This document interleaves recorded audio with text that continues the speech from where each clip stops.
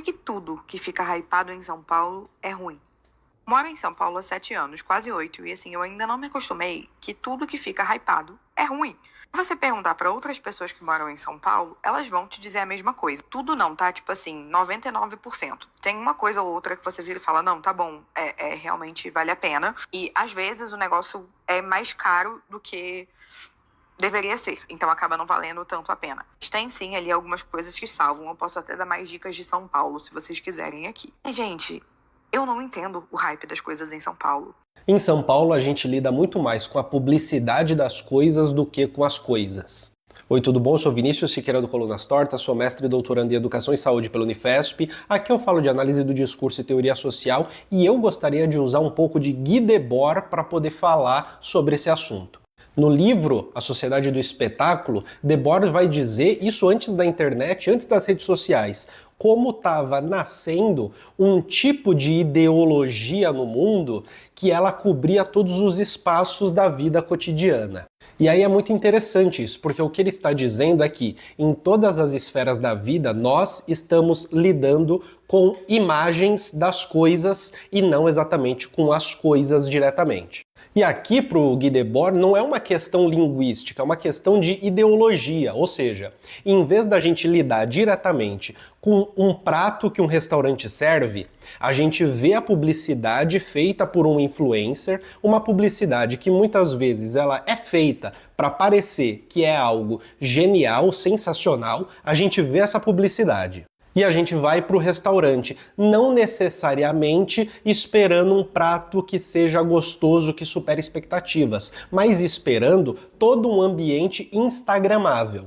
Então a gente vai ao restaurante, pede a comida, tira a foto, posta no Instagram, faz um elogio, mas não necessariamente a gente está conseguindo lidar com o gosto, o sabor da comida. Você percebe que tudo aconteceu com base em imagens? Vimos o influencer, fomos até o restaurante, tiramos foto, colocamos no Instagram, provavelmente nossos amigos também viram, talvez também queiram ir por sua vez.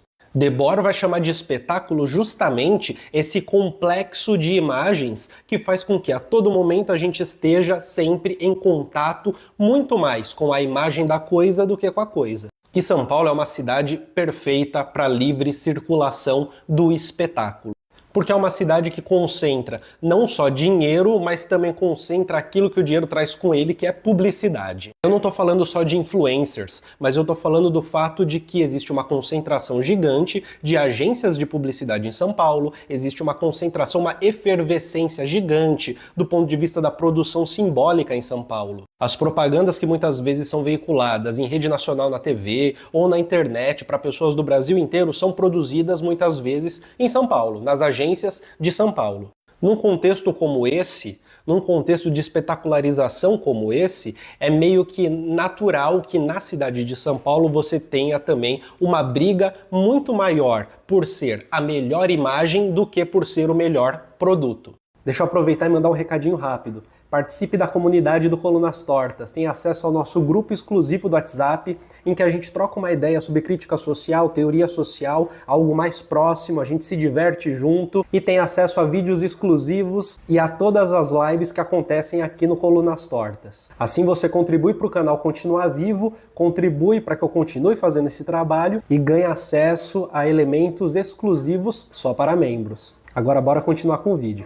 E aí os restaurantes principalmente, eu vou citar restaurante, mas pode ser qualquer coisa, né? Mas os restaurantes que ficam muito hypados, geralmente ficam muito hypados porque entregam uma imagem inovadora que o hype consegue pegar muito bem. Além de terem um canhão financeiro de publicidade. O que eu quero dizer é que justamente as grandes tendências em São Paulo muitas vezes vão ser uma relação do sujeito com a imagem de algo que deveria ser ótimo, mas que no fundo é só uma imagem. Talvez por isso, inclusive, que São Paulo seja o lar de muitos desses coaches picaretas. De muitas dessas terapias alternativas, sabe? Dessas coisas que envolvem uma aproximação que geralmente se dá através da construção da imagem e não da relação direta com a coisa. É aquele negócio, né? Eu vou fazer constelação familiar porque é uma nova tendência aqui da classe média, então eu vou fazer também. Como eu pertenço à classe média, eu vou lá e faço.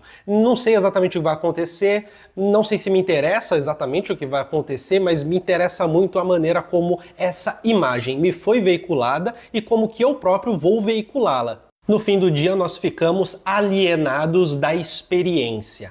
Em vez da gente ter a experiência com as coisas, um show de música, cinema, um restaurante, por exemplo, em vez da gente ter essa experiência, o que a gente tem, na verdade, é uma troca de imagens quase sempre. A experiência já foi intermediada pela imagem. O que eu quero dizer é que a imagem ela nunca vai ser uma construção meio que sua, singular, a partir de uma experiência que é individual, de uma relação concreta com o mundo real social. Na verdade, essa dialética vai deixar de existir para uma primazia da imagem. Então você não vai ao restaurante provar a comida e avaliar essa comida, produzir valor acerca da comida.